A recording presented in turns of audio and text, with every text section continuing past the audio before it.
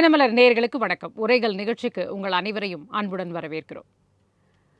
தமிழகத்தோட நிதிநிலை அறிக்கை எப்படி இருக்கு அப்படின்னு அது தொடர்பான வெள்ளை அறிக்கை நேற்றைக்கு தாக்கல் செய்யப்பட்டதை பார்த்தோம். நிதியமைச்சர் மரிய வில்சன் அவர்கள் அதை தாக்கல் செய்து அதுக்கப்புறம் செய்தியாளர்கள் சந்திப்பில் கேட்கப்பட்ட கேள்விகளுக்கு பதிலளித்தார் அப்படிங்கிறத நம்ம எல்லோருமே பார்த்தோம். ரொம்ப கிளாரிங்காக சில விஷயங்கள் இருக்குது. ஒரு 5 வருடங்களில் திமுக எந்த அளவிற்கு ஒரு நிறைய விஷயங்கள் அங்கே மறைத்து செய்யப்பட்டிருக்கிறது, மாற்றி செய்யப்பட்டிருக்கிறது. எல்லா விஷயங்களும் சட்டசபைக்கிலே சொல்லப்பட்ட விஷயங்களுக்கு புறம்பாக சில விஷயங்கள் நடந்திருக்கிறது அப்படின்ற மாதிரி பல விஷயங்கள் வெளிச்சத்திற்கு வந்திருக்கிறதையும் நம்ம பார்க்குறோம்.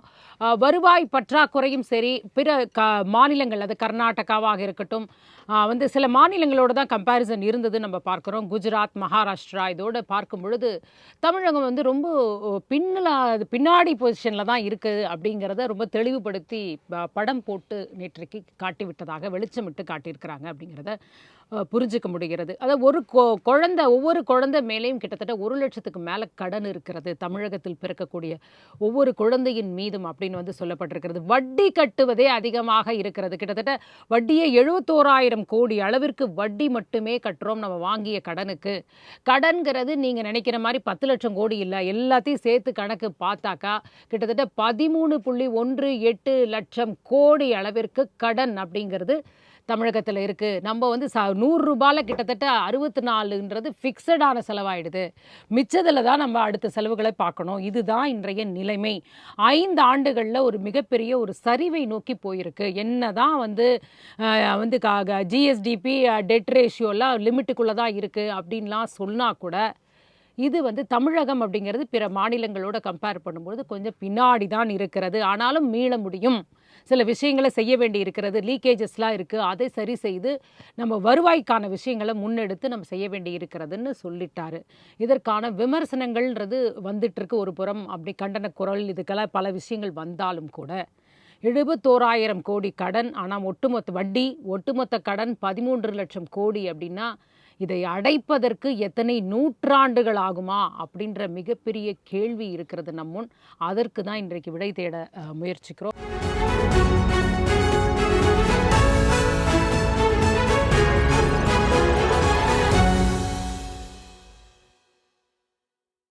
நம்மோடு 3 கருத்துரையாளர்கள் இணைஞ்சிருக்காங்க. முதலாவதாக இந்திய பொருளாதார கழகத்தின் செயற்குழு உறுப்பினர் திரு முத்துராஜா அவர்கள் இணையம் வழியாக நம்மோட இணைஞ்சிருக்காங்க. வணக்கம் சார். வணக்கம். மற்றும் நம்மளோட ஸ்டுடியோவில் இணைந்திருக்கிறார் அரசியல் விமர்சகர் திரு ஜெயக்கண்ணன் அவர்கள். வணக்கம் சார். மற்றும் தமிழ்நாடு காங்கிரஸோட செய்தி தொடர்பாளர் திரு முருகையன் அவர்கள் நம்மோட இணைஞ்சிருக்காங்க. வணக்கம். வணக்கம் முருகையன் சார், எப்படி பார்க்குறீங்க இந்த வெள்ளை அறிக்கை வெளியிடப்பட்டிருக்கிறது? நீங்கள் கூட்டணி ஆட்சியில் அப்போ இருந்தீங்க, எப்படி பார்க்குறீங்க? இந்த அனைவருக்கும் வணக்கம். இந்த வெள்ளை அறிக்கை என்பது அதில் ஒன்றும் பெரிய புதுமையெல்லாம் இருக்கிறதா எனக்கு தெரியல. ஏற்கனவே எங்களை போன்றவர்கள்லாம் பல ஊடகங்களில் நான் பேசுனது தான். அதெல்லாம் ஒன்று எவ்வளவு கடன் இருக்குது என்ன ஏதுலாம் பேசுனது. அது கொஞ்சம் நுணுக்கமாக கொஞ்சம் துல்லியமாக இப்போ வந்திருக்கு. அவ்வளோதானே தவிர 10 லட்சம் கோடி கடன் இருக்கிறதுங்கிறது எல்லாருக்குமே தெரியும். இன்னும் சொல்ல போனால் 50 ஆண்டு காலம் கிட்டத்தட்ட காங்கிரஸ் ஆட்சி, அண்ணா ஆட்சி, எம்ஜிஆர் ஆட்சி எல்லாம் கடந்து 2011 ஜெயலலிதா மீண்டும் ஆட்சியை பிடிக்கிற வரையில் 96,000 கோடி தான் கடன். ஒரு 50 ஆண்டு காலம் மொத்தத்தில் 96,000 கோடி தான் 2011 வரைக்கும் கடன். கலைஞர் ஆட்சியை விட்டுட்டு போகும்போது அதுக்கப்புறம் ஜெயலலிதா ஆட்சி 5 ஆண்டு காலம் ஆண்டார்கள். அதுக்கப்புறம் மறுபடியும் ஆட்சியை பிடிச்சி எடப்பாடி 1 வருஷம், ஜெயலலிதா மட்டும் 1 வருஷம் தான் இருந்தாங்க. அப்புறம் 4 வருஷம் எடப்பாடி ஆண்டார். இதில் பார்த்தீங்கன்னா 5 லட்சம் கோடிக்கு 96,000 கோடியிலிருந்து 5 லட்சம் கோடிங்கிற அளவுக்கு மிகப்பெரிய இந்த கடன் தொகையை ரொம்ப உயர்த்தினது அந்த பீரியடு. அது கொரோனா காலகட்டம்னு சொல்லப்பட்டது. இருக்கலாம், அது இருக்கலாம். 5 லட்சம் கோடிங்கிற அளவுக்கு, அதாவது 50 ஆண்டுகளுக்கு 96,000 கோடி. இந்த 10 வருஷத்தில் 2011 21 வரைக்கும் உங்களுக்கு 5 லட்சம் கோடி கடனை உருவாக்கி இருந்தார்கள். அதுவே எங்களுக்கு பெரிய விஷயமா தெரிஞ்சது. அவர்கள் விட்டுட்டு போன பிறகு திமுக ஆட்சிக்கு வந்தது 5 லட்சம் கோடி 10 லட்சம் கோடியாக வந்துடுச்சு. இன்னும் பொதுத்துறை நிறுவனங்கள் எல்லாம் சேர்த்தோம்னா இப்போ சொல்றது மாதிரி வெள்ளை அறிக்கை 5 வருஷமா ஒண்ணுமே பேசலையே சார். இல்லை நாங்கள் எல்லாம் பேசியிருக்கிறோம். நான் இதிலே இடத்துல பேசியிருக்கிறேன். இது மாதிரி கடன் இருக்குன்னு கடைசியில பேசிருப்பீங்க. பெரிய கடனை பெற்று நான் அதை செய்து விட்டேன் இதை செய்து விட்டேன் என்று சொல்லுவதை விட நமக்கு என்ன வருமானம் இருக்கோ, நான் பல உதாரணங்களே காட்டியிருக்கேன். மதிய உணவு திட்டம் போடுவதற்கு பெருந்தலைவர் காமராஜர் பணம் இல்லை.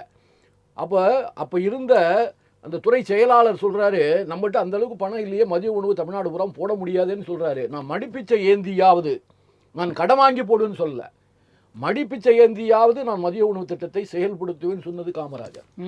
அப்படி இருந்த அரசியல் உலகம் இது தமிழ்நாடு அரசு. அது மாதிரி இருந்தவங்க இந்த அரசும் வளர்ச்சி திட்டங்களுக்காகவும் சமூக நல திட்டங்களுக்காகவும் கடன் வாங்கியிருக்காங்க. இல்ல ஒண்ணு இல்லைங்க, நீங்க பாத்தீங்கன்னா நம்முடைய வருமானத்தை வைத்தோ மத்திய அரசாங்கத்தினுடைய உதவியை பெற்று ஆதரவோடு தமிழ்நாட்டில் வந்த இண்டஸ்ட்ரி மாதிரி எப்போ வந்ததில்லை. ஒரு ஐசிஎஃப்பாக இருக்கட்டும், ஒரு டேங்க் தொழிற்சாலை, ஆவடி டேங்க் தொழிற்சாலையாக இருக்கட்டும், ஒரு வந்து நம்ம இது கிண்டி இண்டஸ்ட்ரியல் எஸ்டேட்டு, அம்பத்தூர் எஸ்டேட்டு, இது திருச்சி பாய்லர் தொழிற்சாலை, இது போல் மிகப்பெரிய பல ஆயிரம், அதாவது ஐசிஎஃப் இருக்கு இல்லையா, 16,000 பேர் வேலை பார்க்குறாங்க. ஐசிஎஃப் மாதிரியெல்லாம் மிகப்பெரிய தொழிற்சாலைகள் எல்லாம் அன்னைக்கு கடன் வாங்காமல் தான் கொண்டு வந்தோம். மத்திய அரசாங்கத்தினுடைய உதவி இருந்தது. ஜவஹர்லால் நேரு காலத்தில், இந்திரா காந்தி காலத்திலாம் நம்ம மத்திய அரசாங்க உதவியும் இருந்தது, நான் இல்லைன்னு சொல்ல. ஆனால் தமிழ்நாட்டில் எந்த கடனும் இல்லாமல் நாம் வந்து மிகப்பெரிய வளர்ச்சியெல்லாம் பெற்றுக்கொண்டு வந்தோம். 12,000 16,000 பள்ளிக்கூடங்களை காமராஜர் திறந்தார். எந்த கடன் வாங்கி திறந்தாரு? சரி, எத்தனை வந்து அரசு கல்லூரிகளை திறந்தாரு? இல்ல இது வந்து ஒரு பொலிட்டிக்கல் அஜெண்டாவா? ஏன்னா ஆட்சி ஒவ்வொரு அதிமுக ஆட்சி முடிச்சோன்னா திமுக வந்து ரொம்ப 5 லட்சம் கோடி அப்பா அப்படின்னாங்க, நீங்களும் சேர்ந்து அப்பா பாடுனீங்க.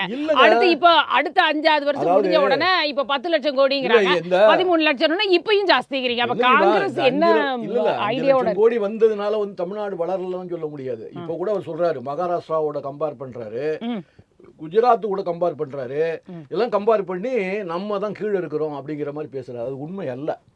1000 சொன்னாலும், எங்களுடைய ஆதரவு விஜய் கட்சியே சொன்னாலும் கூட அதை ஏற்க முடியாது. தமிழகத்தினுடைய வளர்ச்சி என்பது வேறு, நீங்க குஜராத்தினுடைய வளர்ச்சி என்பது வேறு.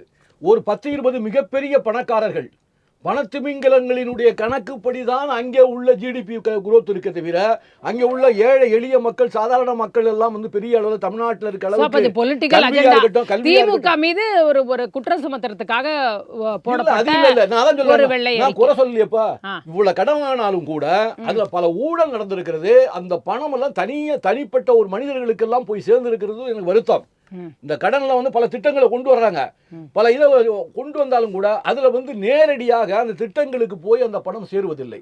அது நிறைய கமிஷன் அடிக்கப்பட்டது, நிறைய வந்து தனிப்பட்ட நூற்றுக்கணக்கான கோடீஸ்வரர்கள் திமுகவா இருக்கட்டும் அதிமுக இருக்கட்டும் உருவாகி இருக்கிறார்கள் என்பதை யாரும் மறுக்க முடியாது. அதனாலதான் இப்போ ஒரு மந்திரி ரிசைன் பண்றாரு, விஜயபாஸ்கர். இன்னொருத்தர் பேசுறாரு, அதே கட்சியை சேர்ந்தவர்.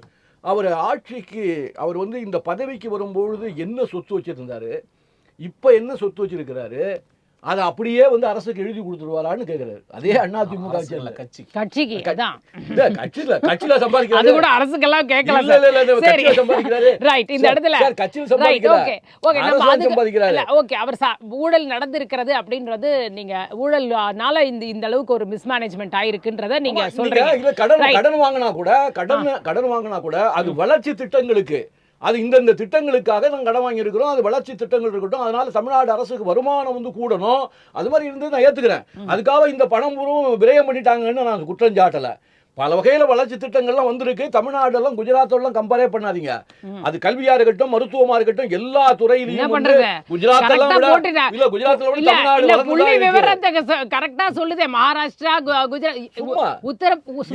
உத்தரப்பிரதேச கூட சர்ப்ளஸ் பட்ஜெட் போடுறாங்கிறது தான் யதார்த்தம். நம்ம வந்து இங்க தமிழ்நாட்டுல சும்மான்னு சொல்றதுனால சும்மா ஆயிடாது. நம்ம முன்னாடி போயிட்டு இருக்கோம்னா நம்ம இதுவும் சரியா கொண்டு போக வேண்டிய அவசியம் இருக்குன்றத நம்ம உணரணும். அது வந்து நீங்க கம்பேரிசன்றதை நீங்க வேற கம்பேரிசனோட பார்க்காதீங்க. சில மாநிலங்கள் நீங்க பட்ஜெட் வந்து நல்லபடியா போட்டுட்டு இருக்காங்க, பின்னாடி இருந்து முன்னேறிய மாநிலங்கள். நீங்க முன்னேறிய மாநிலங்கள் சொல்லிக்கிறவங்க அங்கே நிக்கிறீங்க. அந்த கேள்வி நடக்குது. நாங்க ஆட்சியில் பங்கெடுத்திருக்கிறோம், ஆட்சியில் நாங்களும் வந்து இருக்கிறோம் கூட.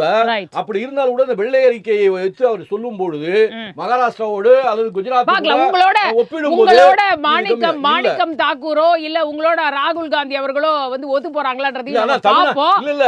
நீங்க குஜராத்தோட மகாராஷ்டிராவோட தான் compare பண்ணி தமிழ்நாடு வந்து பின்தங்கி போச்சுன்னு சொல்ல முடியாது. Right. உங்களுக்கு அந்த அங்க வந்து குஜராத்ன்ற வார்த்தை பிடிக்கல. இல்ல, Right, அரசுல okay. முறைகேடுகள் நம்ம போவோம். நடந்திருக்கலாம். அல்ல, அந்த முறைகேடுகள் அரசியலுக்கு நான் போக நடந்திருக்கு. விரும்புறேன். ஆனா தமிழ்நாடு அந்த வளர்ச்சி அரசியலுக்கு என்பதுல பேச வந்து யாரும் இல்ல. பின்தங்கிட்டுன்னு சொல்ல முடியாது. அந்த அரசியல் பேசுறதுக்கு இப்ப யாரும் இல்ல. அதனால நம்ம அந்த இடத்துல இருந்து முன்னாடி நான் நகர்றேன். வந்து ஜெயகண்ணன் சார், நீங்க வந்து சொல்லுங்க. இப்போ ஒரு பெரிய குற்றச்சாட்டே இப்ப வந்திருக்கு. திமுக கடந்த 5 வருடங்கள்ல பண்ண அந்த நிதி மேலாண்மைங்கிறது சரியில்லை அப்படின்ற ஒரு பெரிய குற்றச்சாட்டு வந்திருக்கிறது. அதுக்கு பதிலும் கொடுத்திருக்காங்க. ஆனா என்ன ஒரு சவால் விடுக்கிற மாதிரியான ஒரு பதிலாகத்தான் இருக்கிறதா நான் பார்க்குறேன். எந்த இடத்துல தவறு நிகழ்ந்ததுன்னா தவறுன்னு ஒத்துக்கலாம், இல்லை நாங்கள் சரியாக தான் செஞ்சோன்னு சொல்லலாம். அப்படி சொல்லாமல் பாருங்கள், அடுத்த 5 வருஷம் பாருங்கள், இன்னும் 20 லட்சம் ஆகிடும், அது மட்டும் ஆளுனா பாருங்கள் நான் பொறுப்புலேருந்தே விளைவிக்கிறேன் அப்படின்லாம் ஒரு சவால் மாதிரி சொல்கிற மாதிரி இருக்குது. சரியான பதிலாக தெரியலையே. சத்தியமங்கலம் வனப்பகுதியில் ஒரு வெள்ளை புலி தென்பட்டதாக ஒரு தகவல்.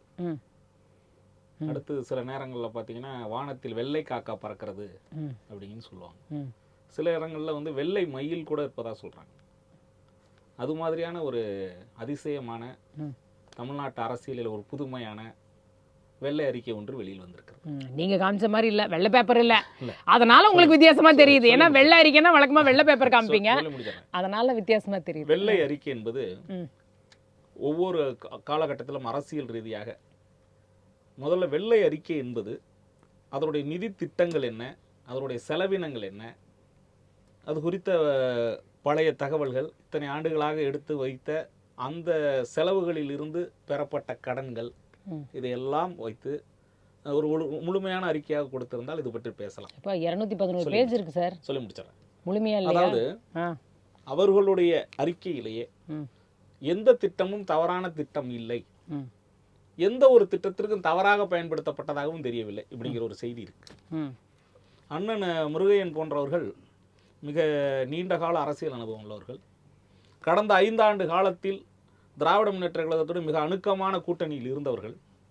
அப்பொழுதெல்லாம் ஒருமுறை கூட திராவிட முன்னேற்ற கழகத்தின் திட்டங்களின் பால் செய்கின்ற அந்த கடன்களையோ, இது குறித்து அந்த கடந்த 5 ஆண்டுகள் வாங்கப்பட்ட கடன் சுமையை பற்றியோ காங்கிரஸ் எங்கேனும் ஒரு அதாவது அதிகாரப்பூர்வமான முறையில் அறிக்கை வெளியிட்டிருக்கிறதா என்பதை அண்ணன்கிட்ட கேட்குறேன். ஒன்று. இன்னொரு செய்தி, தமிழ்நாட்டிலே நடைபெற்றக்கூடிய ஒரு செய்தி அண்ணன் மிக தெளிவாக மிக சரியாகவும் பயன்படுத்தினார். அதாவது கலைஞருடைய ஆட்சி காலத்து அண்ணன் சொன்னதை நான் எப்படி புரிஞ்சுக்கிறேன்னா, 2011 கலைஞர் அவர்களுடைய ஆட்சி காலம் வரை 96,000 கோடி கடன் இருந்தது. அதன் பிறகு அடுத்து வந்த அண்ணா திராவிட முன்னேற்ற கழகத்தில் 10 ஆண்டு காலத்தில் தான் இது போன்ற பெரிய அளவிலான கடன் வந்தது. அப்புறம் இதை வந்து இந்த அளவுக்கு வந்துச்சுன்னு சொல்கிறார். நான் கேட்குறது என்னென்னா, 2001ஆம் ஆண்டு கலைஞர் அவர்கள் 5 ஆண்டு காலம் ஆட்சியை முடித்ததற்கு பிறகு அந்த அம்மையார் செல்வி ஜெயலலிதா வரும்பொழுது கருவூலத்திலேயோ களஞ்சியத்திலோ எதுவுமே இல்லை, எந்த இதுவும் முழுமையாக அவர்கள் வந்து இப்போ சொல்ல இந்த கட்சி புதிதாக வந்திருக்கிற ஆளுங்கட்சி சொல்கிறாங்க 2021 அதான் சொல்லப்பட்டது. எல்லாத்தையுமே வந்து அவங்க வந்து இது பண்ணி 2021 அதான் சொல்லி முடிச்சாங்க. எல்லாத்தையுமே வந்து கம்ப்ளீட்டாக வந்து சுரண்டிட்டு போயிட்டாங்க அப்படிங்கிற மாதிரியான கருத்து சொல்கிறேன். அதுக்கு கலைஞர் ஒரு இது சொல்கிறேன், 1000 கோடி மதிப்புள்ள கருவூலத்தில் அரிசி இருக்கிறது, மக்களுக்கு தேவையான ரேஷன் அரிசிக்கு தேவையான புழுங்கல் அரிசியை நாங்கள் கருவூலத்தில் குறிப்பாக களஞ்சியத்தில் வைத்திருக்கிறோம் என்ற தகவலை சொல்லுகின்ற போது அது போன்ற தகவலிலே எல்லாமே புழுத்த அரிசி அப்படிங்கிற மாதிரி தவறான சொல்லும். இப்போ கலைஞர் ஒரு வார்த்தை சொல்கிறோம், நாங்கள் புழுங்கல் அரிசி என்கிறோம், நீங்கள் புழுகல் அரிசி என்கிறீர்கள், இதுதான் மிகப்பெரிய அரசியல் புழுகல் சார். அது கரெக்ட் கரெக்ட் இல்ல இல்ல, அது அவர் காலம் வரைக்கும் கரெக்ட். இப்ப இந்த 5 வருடத்துல இவ்வளவு அதிகமா சுதந்திரம் அடைந்ததுக்கு அப்புறம் இவ்வளவு டபுள் டிஜிட் வரைக்கும் கொண்டு போய் நிறுத்தின ஒரு மிகப்பெரிய சாதனையை படைத்திருக்கிறது திமுக அரசு. நீங்க வந்து ஒரு நிதி அறிக்கை என்பது ஏற்கனவே இந்த நிதித்துறையை வந்து திரு செங்கோட்டையன் அவர்களிடம் கொடுத்து விட்டு இப்பொழுது அவர் புதிதாக மரியா வில்சன்ட்ட கொடுத்துருங்க. அது அவங்க கட்சியோட முடிவு. நான் சொல்லுகின்ற செய்தி என்பது வெள்ளை அறிக்கையால் நீங்கள் சொல்லுகின்ற அந்த செய்தி தமிழ்நாட்டில் எங்கேனும் அந்த நீங்கள் சொல்லக்கூடிய தொகையின் அடிப்படையில் அரசின் ரீதியாக ஊழல் நடந்திருக்கிறது என்று குறிப்பிட்டிருக்கிறீர்களா? ஒன்று. இன்னொன்று, தமிழ்நாட்டில் கடந்த 5 ஆண்டுகளாக திராவிட முன்னேற்ற கழகத்தின் சார்பாக நடைபெற்ற ஆட்சியிலே நடைபெற்ற திட்டங்களில் எங்கேனும் வந்து இந்த திட்டங்களுக்கு ஒதுக்கப்பட்ட நிதியை 3 துறையை சுட்டி காமிச்சிட்டார் சார் அவரே.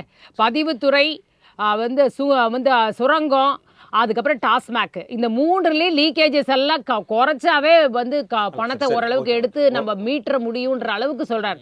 அப்ப இந்த லீக்கேஜ் இருக்குன்றத பிடிஆர் அவர் பழனிவேல் தியாகராஜன் அவர்கள் அவர் முதல்ல சொன்னார்.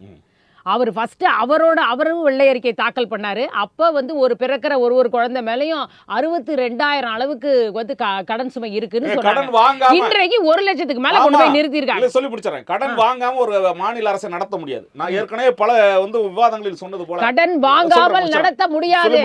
ஆனா எதற்காக அந்த பணத்தை செலவு பண்றோம்ன்றது தான விஷயம். மத்திய அரசிடம் இருந்து கடந்த 5 ஆண்டுகளா மிகப்பெரிய நிதி உதவி எதுவும் பெறாமல், தமிழ்நாட்டிற்கென்று வழங்கப்பட்ட எந்த சிறப்பு திட்ட கூறுகளிலும் நிதி ஒதுக்கப்படாமல் 5 ஆண்டுகளை எதுவுமே வாங்கலையா? சொல்லி முடிச்சறேன். எதுவுமே வாங்கலையா?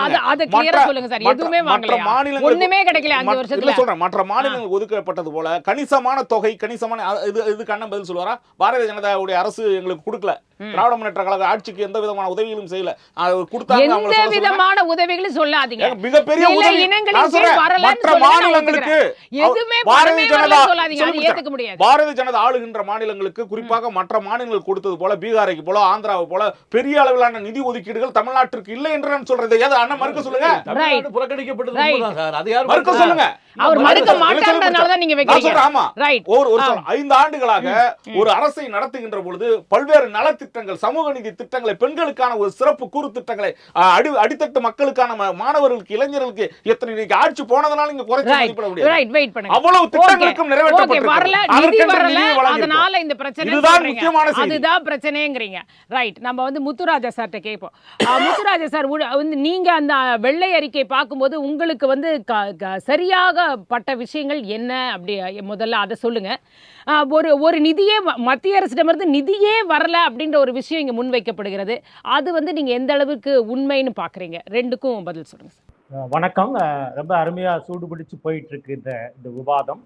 ஒரு பொருளாதார மாணவனாக 4 முக்கியமான கருத்துக்களை நான் இங்கே பதிவு செய்யணும். ஒன்று, அரசு பொருளாதாரம் என்பது வேறு, தனிநபர் அல்லது குடும்ப பொருளாதாரம் என்பது வேறு. தனிநபர் குடும்ப பொருளாதாரம் என்பது ஏறக்குறைய நம்ம சர்ப்ளஸ் பட்ஜெட்டை நோக்கி போகக்கூடிய ஒரு முறை, ஒரு நோக்கம். ஆனால் அரசாங்க பொருளாதாரம் என்பது எப்பொழுதுமே நல பொருளாதாரம் என்று சொல்கிறோம், வெல்ஃபேர் ஸ்டேட் சொல்றோம். இந்த வெல்ஃபேர் ஸ்டேட் பார்க்குறப்ப எந்த நாடாக இருந்தாலும், எந்த அரசாக இருந்தாலும், மத்திய அரசோ மாநில அரசோ உள்ளாட்சி அரசாங்களோ நலத்தை மையப்படுத்தி அது டெபிசிட் பட்ஜெட்டை நடைமுறைப்படுத்தக்கூடிய ஒரு முறை. இது அடிப்படை கருத்தை சொல்லணும். இப்போ இந்த வெள்ளை அறிக்கைக்கு வருவோம். இந்த கடந்த 50 ஆண்டுகளாக தமிழ்நாட்டு பொருளாதாரத்தின் நிதி நிலைமை என்ன அல்லது பொருளாதார நிலைமை என்ன என்பதை விளக்கக்கூடிய ஒன்றுதான் இந்த வெள்ளை அறிக்கை.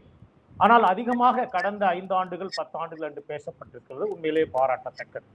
உண்மையிலே இந்த வெள்ளை அறிக்கை என்பது என்ன என்றால், முதல் பகுதி என்பது நமது மதிப்புக்குரிய முதலமைச்சர் அவர்கள் நிதியோக கூட்டத்தில் பேசப்பட்ட கருத்துக்கள், தமிழக பொருளாதாரத்தினுடைய சிறப்பம்சங்கள் என்னென்ன அப்படின்னு சொல்லியிருக்கிறாங்க. உங்களுக்கு தெரியும், பாரத பிரதமர் தலைமையிலே நடந்த நிதியோக கூட்டத்தில் தமிழக முதல்வர் சொல்லப்பட்ட positive dimensions of Tamil Nadu economy எல்லாமே இந்த வெள்ளை அறிக்கையில ஒரு அங்கமாக பார்க்கிறோம். இன்னொரு அங்கம் நிதி அமைச்சருடைய கூற்றுகள். ஒரு 21 பவர் பாயிண்ட் பிரசன்டேஷன்ல சொல்லப்பட்ட பல கருத்துக்கள், பல ஐயங்கள், பல சந்தேகங்கள், பல எதிர்பார்ப்புகள் எல்லாமே சொல்லப்பட்ட ஒன்று. மூன்றாவது பகுதி ஃபினான்ஸ் செக்யூரிட்டி. ஏன்னா பல பத்திரிகையாளருடைய கேள்விகளுக்கு பதிலளிக்கின்ற பொழுது ஃபினான்ஸ் நிதி செயலாளர் அவர்கள் சொல்லுகின்ற பொழுது அவருடைய சொல்லப்பட்ட முக்கியமான கருத்துக்கள். 4வது பகுதி, இந்த சூழலில் என்ன செய்ய போகிறோம், இந்த சூழலில் மக்களுடைய கோரிக்கைகளை, மக்களுடைய எதிர்பார்ப்புகளை நாம் செய்ய முடிகிறதா, இந்த 4ஐத்தான் நான் மையப்படுத்தி பேச வேண்டியிருக்கிறது.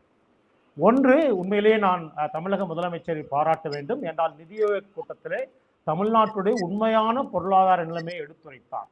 இந்தியாவிலே தமிழக பொருளாதாரம் 2வது நிலையில் இருக்கிறது.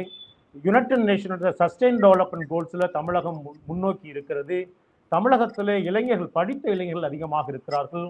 தமிழகத்திலே படித்த வேலை செய்கின்ற பெண்கள் அதிகமாக இருக்கிறார்கள். இப்படி பட்டியலிட்ட எல்லா கருத்துக்களுமே உண்மை.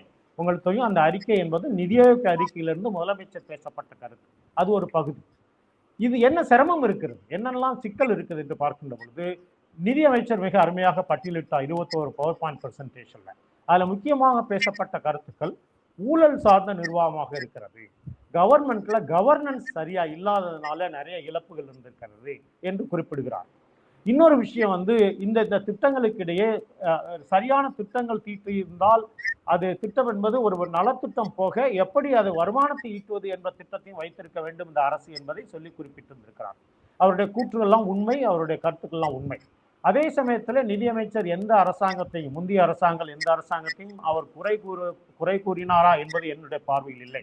அதே சமயத்தில் நிதி ஆலோசகர், ஃபினான்ஸ் செக்ரட்டரி, அவர் கூறுகின்ற பொழுது மிக அருமையாக குறிப்பிட்டார். கடன் அதிகமாக இருக்கிறதா இந்தியாவிலே? அதிகமாக கடன் பண்ற நாடுகளிலே மாநிலங்களே ஒன்று தமிழ்நாடு. ஆம்.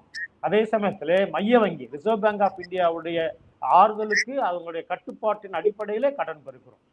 என்ன இங்கே சிக்கல் என்றால், வாங்கிய கடனை எல்லாம் நாம் வளர்ச்சி கடனாக ஒரு பொதுமக்களுடைய நலத்தை மேம்படுத்துவதற்காக மட்டும் 100% செலவுப்பட்டிருக்கோம் என்றால் அங்கே லீக்கேஜஸ் இருக்கு என்பதை குறைய பார்க்கிறோம். அது கரப்ஷன் ஃபார்ம்ல இருக்கலாம், கவர்னன்ஸ் பாயிண்ட்ல இருக்கலாம், செலவிடுகின்ற தொகை தேக்கத்தில் இருக்கலாம், இந்த மாதிரி விஷயங்கள். இன்னொரு முக்கியமான விஷயங்கள் நம்ம சொல்லி ஆகணும். நிதி செயலாளர் பேசுகின்ற பொழுது நான் அரசியல் அப்பாற்பட்டு சொல்கின்றேன். ஏன்னா கடந்த 50 ஆண்டுகளாக மத்திய மாநில நிதி உறவுகள் என்று சொல்கிறோம், சென்ட்ரல் ஸ்டேட் ஃபினான்ஷியல் ரிலேஷன் சொல்லுவோம். பட் கடந்த 10 ஆண்டுகளாக தமிழ்நாட்டிற்கும் மத்திய அரசாங்கத்திற்குமான நிதி ஆதார பகிர்விலே சற்று சிக்கல்கள் இருக்கிறது. ஒன்று ஜிஎஸ்டி கவுன்சில் மூலமாக, இன்னொன்று ஃபைனான்ஸ் கமிஷனுடைய ரிப்போர்ட் மூலமாக. அப்படி என்னால் என்ன, வளர்ச்சியடைந்த மாநிலங்களுக்கான பங்கு குறைவாகவும் பின்தங்கிய மாநிலங்களுக்கு பங்கு அதிகமாக இருக்கக்கூடிய ஒரு சூழலை தான் இந்த ஃபைனான்ஸ் கமிஷன் ரெஃபர் பண்றாங்க. அதே சமயத்தில் ஜிஎஸ்டி கவுன்சில் என்ன முக்கியம், உற்பத்தி செய்யக்கூடிய மாநிலங்களுக்கெல்லாம் நன்மை அதாவது வருமானம் குறைவாகவும், நுகர்வு சார்ந்து இருக்கக்கூடிய மாநிலங்களெல்லாம் வருமானம் அதிகமாக இருக்கக்கூடிய சூழல். இது இயற்கையாகவே தமிழ்நாட்டுக்கு ஒரு பாதக சூழல் இருக்கின்ற சூழலை பார்க்கிறோம். அப்படி என்றால் என்ன என்றால், இந்த வெள்ளை அறிக்கையிலிருந்து நாம் தெரிந்தக்கூடிய 3 முக்கியமான விஷயங்கள். தமிழக பொருளாதாரம் சிறப்பாக இருக்கிறது, அதே சமயத்தில் தமிழக பொருளாதாரம் அதிகபட்ச கடனை வாங்கி இருக்கிறது. தமிழக பொருளாதாரத்தை சரி செய்யப்பட வேண்டும் என்றால் 6 மிக முக்கியமான செயல்பாடுகளை செய்ய வேண்டும் என்று நிதி மந்திரி குறிப்பிடுகிறார். ஒன்று, உங்களுக்கு அவர் குறிப்பிட்ட ஒன்று, கரப்ஷன் இல்லாத, அது கிளீன் கவர்மெண்ட் அப்படின்னு சொல்றாங்க, கிளீன் கவர்னன்ஸ் சொல்லலாம் நம்ம. அப்படின்னா என்ன, பெரும்பாலான துறைகள்ல அது இபியா இருக்கலாம், அல்லது கனிம வளமா இருக்கலாம், மற்ற துறைகள் இருக்கலாம், எங்கேயோ லீக்கேஜஸ் இருக்கு. அது வந்து கரப்ஷன் ஒன்று சொல்றாங்க, இன்னொன்று வந்து சரியான முறையில பகிர்வு இல்லை. அதை திறம்பட செயல்பட்டோமானால் அங்கே நமக்கு வந்து நிறைய இழப்புகளை தடுக்கலாம். இன்னொன்று மிக மிக சாதுரியமான ஒரு பதில் என்ன என்றால், இன்றைக்கு வந்திருக்கக்கூடிய அரசு என்பது மத்திய மாநில அரசுகளுக்கான ஒரு நல்ல போக்கை கடைபிடிக்கக்கூடிய ஒன்றாக இருக்கிறது. ஏன்னா நிறைய நேரங்களில் மாநில அரசுகளும் மத்திய அரசுகளும் ஒரு முரண்பாடு இருக்கின்ற பொழுது மத்திய அரசு கிடைக்கக்கூடிய பல சாதக நன்மைகள் கிடைக்காமல் இருக்கிறது. எனக்கு தெரிஞ்சு இந்த சூழலிலே தமிழக முதலமைச்சர் என்பவர் கட்டாயம் மத்திய அரசிடமிருந்து அதிகமான நிதிகளை பெறுவதற்கான வாய்ப்புகளை அவருக்கு உருவாக்கி கொண்டிருக்கிறார். அவ்வாறு அதிகமான தமிழக அரசுக்கு வர வேண்டிய நிதி ஆதாரங்கள், தமிழக அரசுக்கு வரக்கூடிய முந்தைய நிதி ஆதாரங்கள் இப்பொழுது வருகின்ற பொழுது பல சிக்கல்களை தீர்ப்பதற்கு சாதகமாக இருக்கும். இப்ப இன்னொரு முக்கியமான பாயிண்ட் வந்துறேன். இப்ப இன்றைக்கு இருக்கக்கூடிய அரசுகள் மிக முக்கியமான சில நலத்திட்டங்களை அறிவித்திருக்கிறது. அது தாய்மாமன் சீராக இருக்கலாம், இளைஞர்களுக்கான வேலை வாய்ப்பாக இருக்கலாம், மற்றவையா இருக்கலாம். இதை எப்படி சரி செய்ய முடியும் என்றால், இன்றைக்கு இருக்கக்கூடிய இந்த 21 பக்க பவர் பாயிண்ட் பிரசன்டேஷனுடைய நிதிமந்திரி அறிக்கையை பார்க்கின்ற பொழுது சாத்தியம் இல்லை. ஆனால் சாத்தியம் உண்டு என்று 2 பேரும் சொல்றாங்க. யார் 2 பேரு? நிதியமைச்சர் சொல்றாங்க, நிதி செயலர் சொல்றாங்க. எப்படி என்றால், இந்த சூழலிலே நாம் நிதி ஆதாரத்தை பெருக்கி எங்கெல்லாம் லீக்கேஜஸ் இருக்கோ, எங்கெல்லாம் கரப்ட் பிராக்டிசஸ் இருக்கோ அதை சரி செய்தால் நமக்கு இந்த அரசுடைய நலத்திட்டங்களை கொண்டு வரலாம். இதுல முக்கியமான 3 விஷயங்களை நான் சொல்லி ஆகணும். ஒன்று, நம்ம நலத்திட்டங்கள் அதிகமாக இருக்கின்ற பொழுது அதிகமான செலவினங்கள், உங்களுக்கு தெரியும், அரசு ஊழியர்களுக்கோ மற்றவர்களுக்கோ ஆகக்கூடிய செலவு. இன்னொன்று வாங்கிய கடனுக்கான வட்டி. இன்னொன்று மிக முக்கியமானது, நமக்கு எதெல்லாம் சாதகம் என்று நினைத்து கொண்டிருக்கோமோ அது 5 ஆண்டுகள் 10 ஆண்டுகள் பாதகமாக இருக்கிறது. அப்படின்னா என்னென்ன, ஒர்க்கிங் ஏஜ் பாப்புலேஷன் வந்து ஏஜ்டு பீப்புளா வரக்கூடியதாக இருக்கு. இன்னைக்கு அதிகமான இளைஞர்கள், படித்த இளைஞர்கள் வேலைவாய்ப்பு இல்லாமல் இருக்கிறார்கள். அதை எஜுகேட்டட் அன்எம்ப்ளாய்டு யூத்னு சொல்றோம். இப்போ இந்த பிரச்சனை எல்லாம் தீர்ப்பதற்கான சூழலுக்கு நிதி ஆதாரங்கள் தேவை. ஒன்று, இந்த சரி செய்யக்கூடிய கிளீன் கவர்மெண்ட். ஒரே ஒரு குறுக்கீடு, இப்ப ஒரு வட்டி மட்டுமே கிட்டத்தட்ட 71,000 கோடி கட்டுறோம் அப்படின்னா கிட்டத்தட்ட 13 லட்சம் கோடி கடனை கட்ட நமக்கு எவ்வளவு ஆண்டுகள் ஆகும் சார்? எப்படி நம்ம இது வந்து போர்காஸ்டிங் வந்து நம்ம மிக எளிமையா சொல்ல முடியாது மேடம்.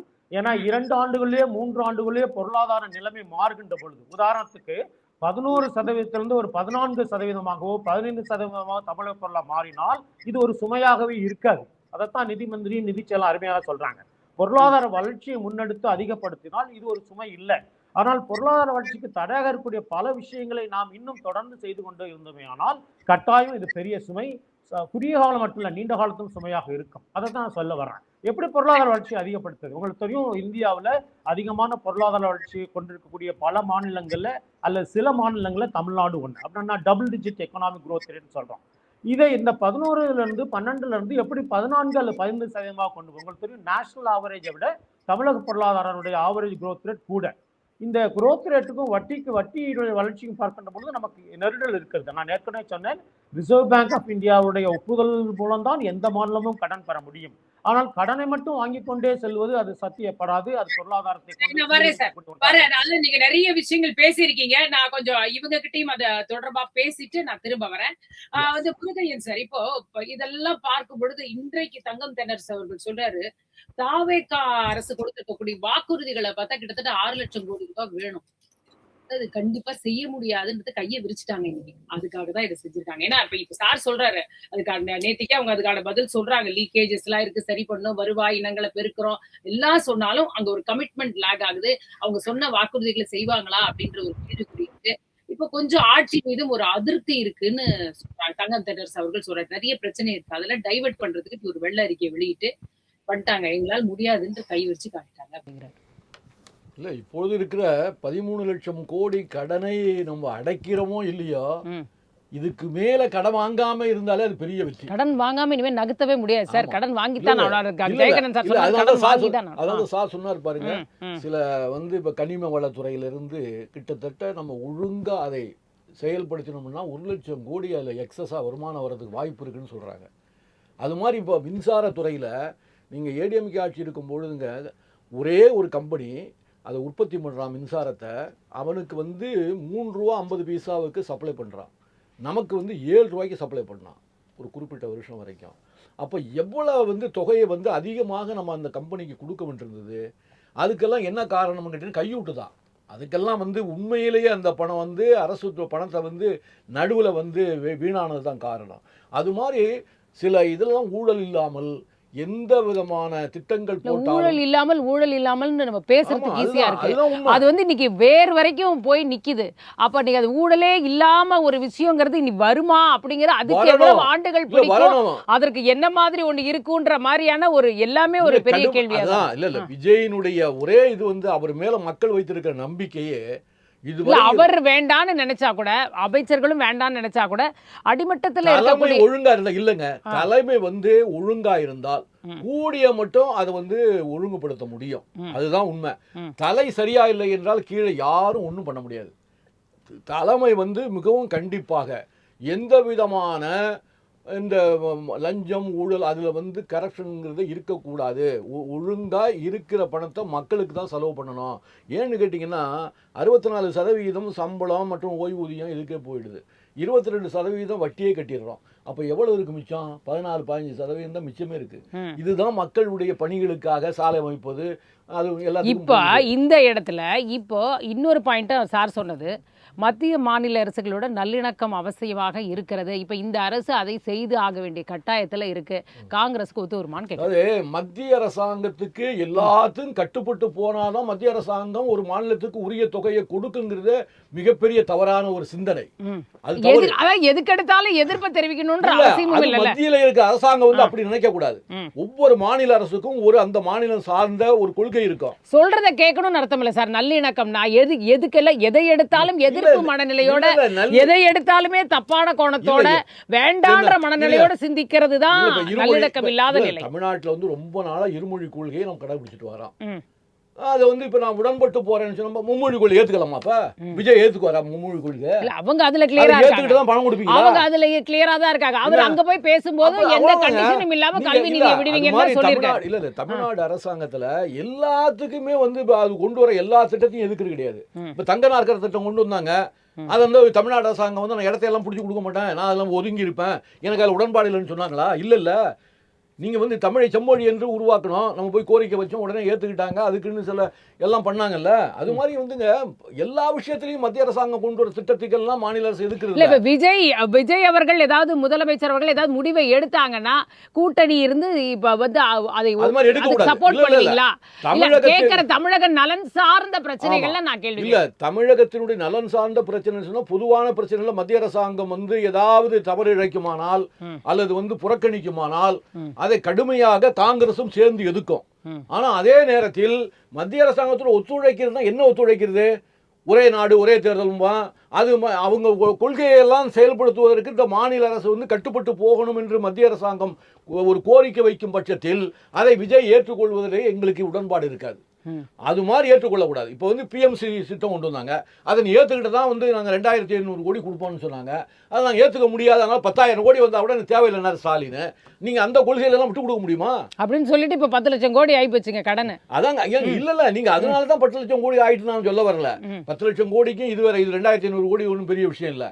அது இல்லை, அது மாதிரி ஒவ்வொரு திட்டத்துக்கும் மத்திய அரசாங்கம் கொள்கை ரீதியாக அவங்களுடைய RSS சித்தாந்த சம்பந்தப்பட்ட கொள்கைகளை அமுல்படுத்த முயற்சிக்கும் பொழுது விஜய் கண்டிப்பாக அதோடு உடன்பட்டு போக மாட்டார் என்பது அதே நிலை நீடிக்குதுன்னு வச்சுப்போம். நம்மளுக்கு வந்து அவங்க எங்கெங்கெல்லாம் நிதி வரலன்னு சொன்னியா அந்த இடத்துல திரும்பி இப்ப நிதி வரல அப்படின்னா இந்த அரசு எப்படி முன்னாடி போகும்? இவங்க எப்படி இவங்க சொன்னதெல்லாம் செய்வாங்க? இதெல்லாம் ஒரு கேள்விதான். வருமானத்தை கூட்ட வேண்டும், அதுதான் சொன்னேன். இந்த கனிம வளத்துறையா இருக்கட்டும், மின்சாரத்துறையா இருக்கட்டும், எல்லாத்துலயுமே எந்த தவறும் நடக்காமல் அதாவது நம்மளுடைய வருவாயை, அதாவது தமிழ்நாட்டுக்கான வருவாயை வந்து எந்தெந்த ரூட்ல போய் நம்ம அதை வந்து சேர்க்கணும், அதிகப்படுத்தணும், கூட ஒரு 2 லட்சம் கோடியை வந்து நம்ம அதிகப்படுத்தணும்னு சிந்திக்கணும், அதை செயல்படுத்தணும். அது இந்த அரசு முக்கியத்துவம் கொடுக்கணும். அதுல கொடுக்கும் என்று நம்பிக்கை எனக்கு இருக்கிறது. மேற்கொண்டு கடன் வாங்கி தான் நான் இலவசம் கொடுப்பேங்கிறது வந்து என்னால அப்பவும் ஏத்துக்கலாம், இப்பவும் ஏத்துக்கல. அது மாதிரி எல்லாம் வந்து உங்களுக்கு என்ன முடியுமோ. ஆமா, இன்னைக்கு பாருங்க 1000 ரூபாய் கொடுப்பது இன்னைக்கு கஷ்டத்துல இருக்கு. 2500 ரூபாய் வரைக்கும் வாக்குறுதியை கொடுத்தாச்சு. இப்ப மக்களுக்கு எதிர்பார்ப்பு வந்துச்சு, 2 மாசம் ஆச்சு, இப்போதைக்கு 1000 தான் வருது.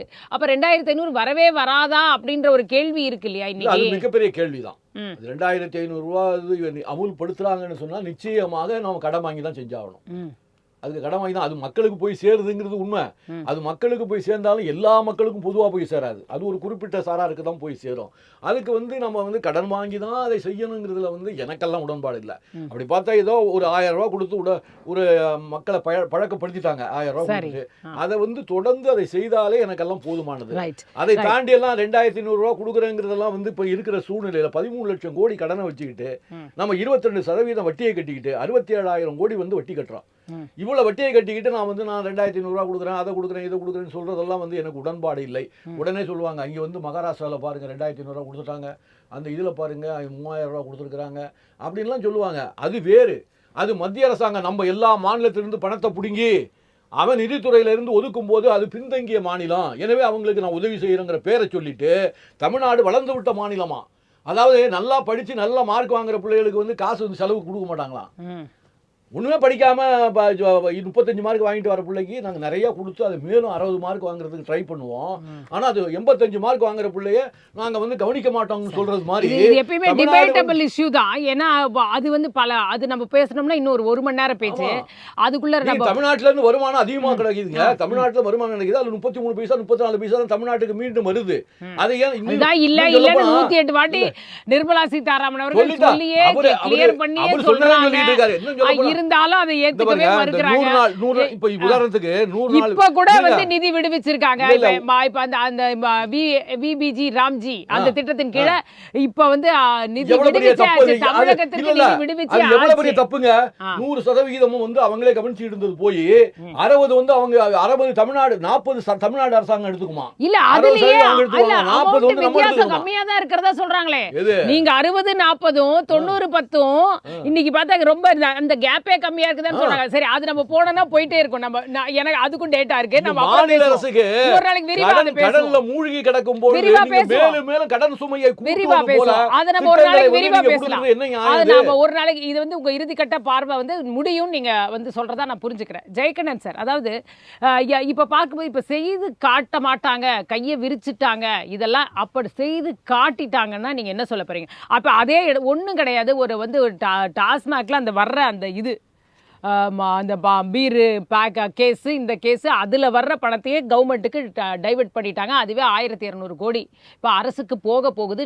வேற கட்சிக்கு நிதியாக போய்கிட்டு இருந்த ஒன்று. இப்போ அந்த மாதிரி எங்கெங்கே லீக்கேஜஸ் இருக்கோ அதெல்லாம் பிளாக் பண்ணி செய்துட்டாங்கன்னா என்ன சொல்ல போகுது திமுக? அன்னைக்கு ஒத்துக்குமா நாங்கள் மிஸ்மேனேஜ்மெண்ட் பண்ணிட்டோன்னு?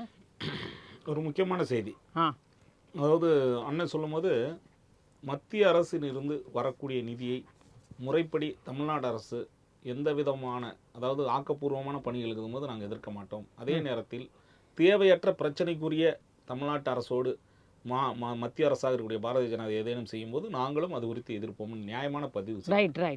நீங்கள் சொல்லக்கூடிய அந்த டாஸ்மாக் தொகையை அரசுக்கு உண்மையாகவே வழங்க வந்தால் இதுவரை கட்சி நிதி, அப்படி என்றால் கட்சி நிதி என்று வழங்கியது எந்த அடிப்படையில்ங்கிறத பார்க்கணும்.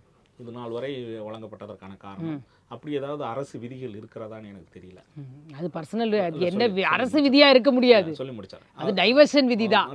அதை வந்து இவங்க முறைப்படி அது அரசுக்கு நாங்க கொடுக்குறோம் அப்படின்னா அது எந்த அடிப்படையில் அவங்க சொல்றாங்க, அது உண்மையா வந்து சேர்ந்ததுக்கு பிறகுதான் நம்ம பேச முடியும். வெளிப்படையாக பேசக்கூடியது நான் சொல்லக்கூடிய கருத்துக்கள்.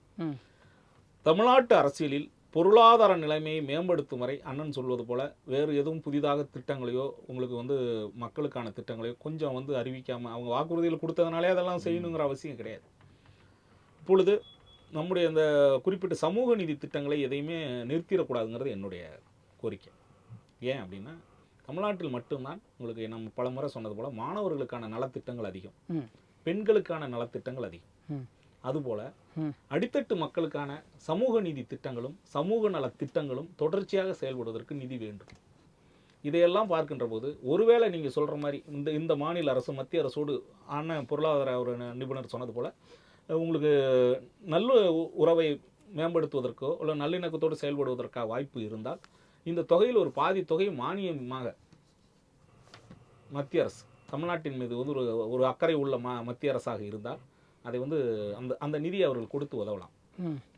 மத்திய அரசுக்கு சஜஷன்ஸ் பண்றீங்க, ரைட்டு.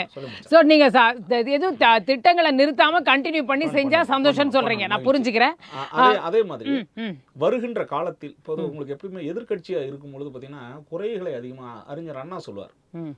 அதாவது கையில வெறுங்கரண்டியை வீசுறதுக்கும் கரண்டியில வந்து அதற்கான வந்து உங்களுக்கு சமையலை செய்து கொண்டு அதில் வந்து சமையல் செய்யும் போது அதில் எண்ணெய் இருந்தால் அதை வீசுவதற்கும் வித்தியாசம் இருக்கு, அண்ணனுக்குலாம் தெரியும்.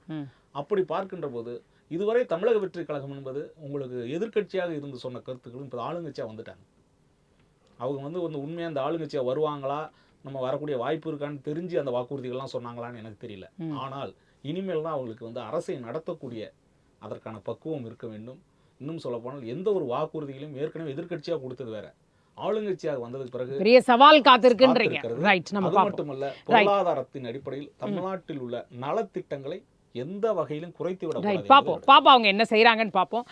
வந்து முத்துராஜா சார், அதாவது பொருளாதார வளர்ச்சிக்கு தடையாக இருக்கக்கூடிய விஷயங்களை செய்யாம இருந்தாலே போதும்னு கடந்த தடவை சொன்னீங்க. உண்மையில அப்படி என்ன விஷயம் இது இப்போ இது வரைக்கும் அந்த மாதிரி ஏதாவது விஷயங்கள் ஒரு எக்ஸாம்பிள் மாதிரி நீங்க சொல்ல முடியுமா? ஏதாவது ஒன்று நடந்திருக்கா அப்படி ஒரு விஷயம்? எந்த செய்யாம இருந்தா இன்னும் கொஞ்சம் பெட்டரா நம்ம வந்து இவங்க வாக்குறுதிகள்லாம் நிறைவேற்ற முடியும்னு நினைக்கிறீங்க? கட்டாயம். ஒன்று, பொருளாதார வளர்ச்சி என்பது 11% மேலாக வர வேண்டும் என்றால் அதில் இருக்க லீக்கேஜஸ். ஒன்று வந்து கவர்னன்ஸ்ன்னு சொல்கிறோம், நிர்வாக சீர்திருத்தம். அப்போ நிர்வாக சீர்திருத்தம்னா என்ன? ஒன்று அரசின் தலையீடு, அரசியல் தலையீடும் அரசின் தலையீடும் அதிகமாக இல்லாதிருத்தல். இன்னொன்று, அது தேவையா, அந்த திட்டம் என்பது நீண்ட 5 ஆண்டுக்கு தேவையா, 10 ஆண்டுக்கு தேவையா, இல்லை 50 ஆண்டுக்கு தேவையா என்பதையெல்லாம் நாம் சரிவர கவனிக்க வேண்டும். நான் ஏற்கனவே சொன்னேன், நிதி ஆயோக்குடைய அறிக்கையின்படி அவங்க எக்கனாமிக் கவர்னன்ஸ்ன்னு சொல்றாங்க, அதில் ஃபினான்ஷியல் ப்ரூடன்ஸ்ன்னு சொல்றாங்க. அதாவது ஒரு நிதி ஆதாரத்தை வளர்ச்சிக்கு பயன்படுத்துகின்ற பொழுது ₹1 போடுகிறோம் என்றால் ₹1 தாண்டி அதிலே வருமானம் கிடைக்கிறதா என்று பார்க்க வேண்டும் என்பதைத்தான் அவங்க ஃபினான்ஷியல் ப்ரூடன்ஸ் சொல்றாங்க. அப்படிப்பட்ட திட்டங்கள் இல்லாத சூழலில் அரசாங்கம் அதை கவனிக்க வேண்டும். உதாரணத்துக்கு நலத்திட்டங்கள் இருக்கிறது, நலத்திட்டங்களில் மானியங்கள் வழங்கப்படுகிறது. அந்த மானியங்கள் ₹1 வைத்திருக்கக்கூடிய ஒருவருக்கும் அந்த மானியமா, அல்லது ₹10,000 வைத்திருக்கவருக்கும் அதே மானியமா என்பதையெல்லாம் அரசாங்கம் கவனத்தில் கொள்ள வேண்டிய சூழல் இருக்கிறது. சில மானியங்கள் 30 ஆண்டுகள் 50 ஆண்டுகள் குறிப்பிட்ட பகுதிக்கே சென்று கொண்டு இருக்கிறது என்பதையெல்லாம் சுட்டிக்காட்டுகிறார்கள் நிதி ஆயோக்கில். இப்படி நாம் வளர்ச்சிக்கு உகந்த பாதையை மட்டும் தேர்ந்தெடுக்க வேண்டும். இந்த அரசு செய்ய வேண்டிய 3 அல்லது 4 மிக முக்கியமான செயல்பாட்டை நான் பரிந்துரைக்க விரும்புகிறேன். நான் ஏற்கனவே நிதி மந்திரி பேசுகின்ற பொழுது மிக அருமையான ஒரு வார்த்தையை பயன்படுத்தினார்.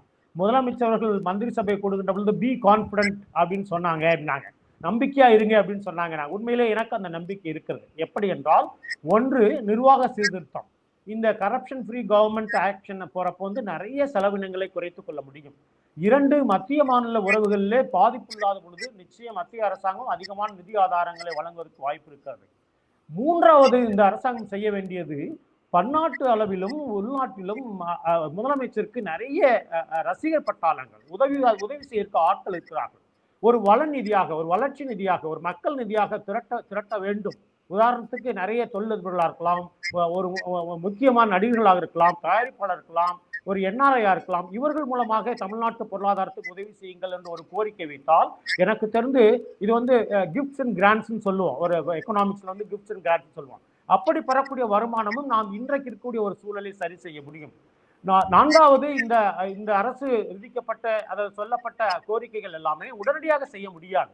அதை ப்ரையாரிட்டைஸ் பண்றதுன்ற பொழுது எதையெல்லாம் முதல்ல செய்ய முடியும், எவ்வளவு செய்ய முடியும் என்பதை கட்டாயம் இந்த அரசு மீது எனக்கு நம்பிக்கை இருக்கிறது பொருளாதாரமானதாக. ஆனால் இந்த வாய்ப்பு எல்லாம் நிதி ஆதாரங்களை பெருக்குவதன் மூலமாகவும் தேவையில்லாத செலவுகளை குறைப்பதன் மூலமாகவும் மக்களிடத்தில் ஒரு பொருளாதார அறிவை, விழிப்புணர்வை கொண்டு வரும் மூலமாகத்தான் இந்த அரசு செயல்பட முடியும். எங்கேயாவது கோளாறுகள் ஏற்பட்டால் எப்படி மற்ற அரசியலுக்கு சிரமம் இருந்ததோ, சிக்கல் இருந்தோ, அது போல இந்த அரசுக்கும் சிக்கல் வரும்.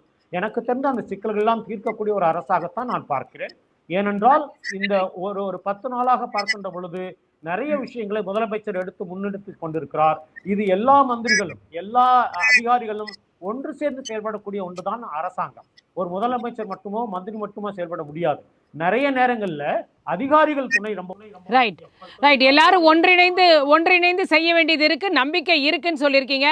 பாப்போம் என்ன நடக்குது அப்படின்னு. கருத்துக்களை பகிர்ந்து கொண்டு உங்கள் மூவருக்குமே மிக்க நன்றி.